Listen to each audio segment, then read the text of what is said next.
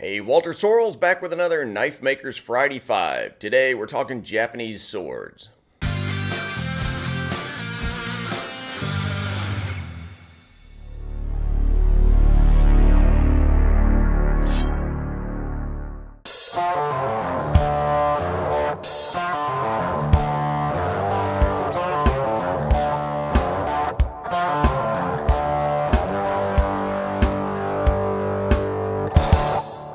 All right, so let's finally get down to the numbers here. The basic, most important single dimension on a Japanese sword is length.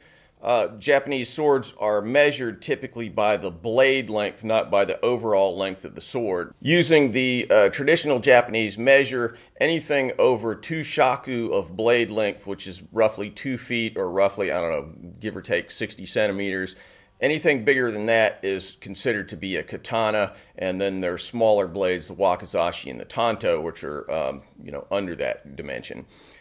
So a typical Japanese sword, though, you might find them down to as low as 24 inches, or I guess that's about 60 centimeters. But typically they're going to be more in the 65s to 70 centimeter range, which is about 26, 27, 28 inches of blade length. Personally, I like one in the range of about 26.5 to 27 inches. I think a lot of guys who buy Japanese swords buy too much sword, too big, too long, too heavy.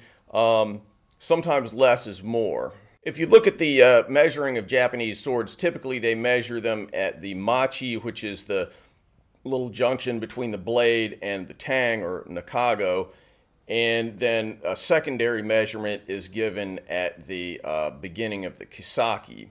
So I'm not going to give all those kinds of dimensions, but typically the width of a blade is about 1¼ inches. Sometimes they're a little smaller, sometimes bigger, but that's kind of a typical range. That's about 3 centimeters. Thickness, again, typical range, maybe 7 millimeters or about, say, a little over 1/4 inch up to as much as kind of 3/8 of an inch. Now the kisaki, which is the tip of the Japanese sword, is typically, about an inch. It's typically about an inch wide there, and typically the kisaki is also roughly an inch long.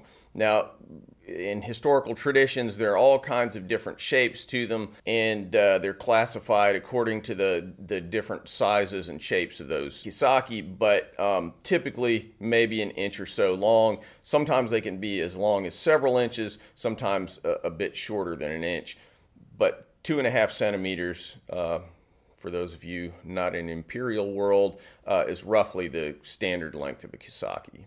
While we're on the subject of kisakis, this is one of the places that, if not the most frequent place, where people who first make Japanese swords just get everything wrong. It's very, very tricky to make them. So I really recommend that you study an actual, historical Japanese sword, or, a good copy of one in order to see how that kisaki works. I've got an explanation of it in my video about making Japanese swords on my website, and you can find some places online that talk in detail about how that kisaki works. But just trust me in that it's kind of complicated, and if you see the modern tanto point, for instance, and try to copy that, completely different geometry. It doesn't resemble that really at all. Okay, so again, with the qualifier that there are different historical traditions and, different lengths of swords and so forth, but very typically the length of the blade is about 3 times the length of the tang or nakago. So, for a typical Japanese sword, the nakago is going to be somewhere in the range of about 9 inches. So most katanas are constructed using what's known as the shinogi zukuri geometry, which is a double bevel. A typical butcher's knife or something like that has one bevel that goes down toward the blade from the spine. The Japanese sword typically has a double bevel, so the profile goes like this and then back down. That top bevel is called the shinogi, and that is typically somewhere in the range of 30 to 35% of the total width of the blade. So if your blade's, an 1.25 inches wide or 3 centimeters wide, it's going to be, roughly somewhere in the range of 1 centimeter wide. Again, that tapers all the way down exactly in proportion as the blade itself tapers. The hibaki is a little copper fixture, as I mentioned earlier, that's at the base of the blade. It's what allows you to retain the handle on the Japanese sword. Those are typically about 1 inch or 2 centimeters, 2.5 centimeters high. The tsuka, or often pronounced ska, is the handle. It's a very complicated little construction that's composed of wood, manta ray skin, braid is wrapped around it, and there are 2 little collars at the front and back called the fuchi and the kashira. But that whole construction typically is about 10 inches. It's a little bit longer than the nakago. You don't want it to be a lot longer than the nakago because that means that the wood will be unsupported. It'll weaken towards the end, and when you cut really hard, there's a possibility of breaking that end off of the tsuka. So, you just don't want to extend it too far beyond the nakago. Last little dimensions, I just mentioned the fuchi and the kashira, or kashira, it's sometimes pronounced. Those are the little collars at the fuchi is the one closest to the blade, and the kashira or kashira is the one that's sort of like a little butt cap or pommel. Those are the fuchi is always a little bigger, or typically is a little bigger than the kashira or kashira. If you look at historical examples, they tend to look fairly small.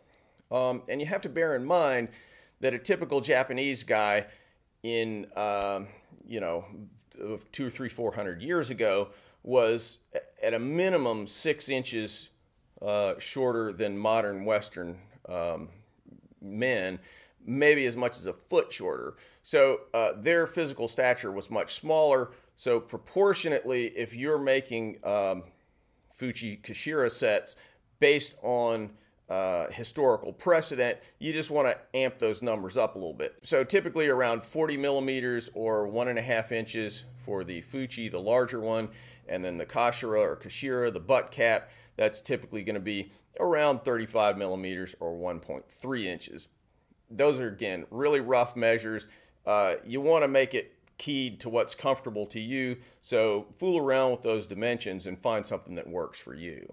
Okay, so I hope that that was useful to you if you're interested in making a Japanese sword. Like I said at the outset, I think that the challenge of making a Japanese sword is really a great thing. I think the great thing about bucket list challenges is that, it sort of says, okay, here's stuff that means something to me in my life. You may not get to everything on your bucket list, but by kind of defining yourself in terms of these things that you think are important challenges and interesting things that you'd want to do, it helps clarify what you like doing and helps you stretch out and find your best self. So highly encourage people to try making a katana. Just beware, there's a lot to it. All right, take care. See you soon.